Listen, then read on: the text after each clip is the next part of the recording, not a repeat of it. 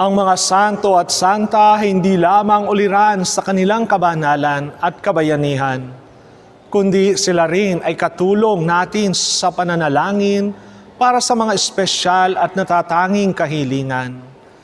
May mga popular o tanyag na mga patron sa iba't ibang pangangailangan. Ang mga pintakasi sa anumang pangangailangan kasama ang mga banal na tagapamagitan sa panahon ng salot ay kasama natin lalo na sa oras na sila ay ating tatawagan sa panalangin. Manalangin tayo. O makapangyarihang Ama, Ikaw na lumikha sa sanlibutan ay ipinagkamit sa sangkatauhan ang karapatan ng pangangalaga sa iyong mga nilalang. Kaugnay nito sa pamamagitan ng mga banal mo, ay pagkaloob mo ang mga natatangi naming mga kahilingan, lalo na ang mga biyaya at grasyang kailangan namin sa araw-araw. Ito ay hiling namin sa pamamagitan ni Kristong anak mo, kasama ng Espiritu Santo, magpa sa walang hanggan. Amen.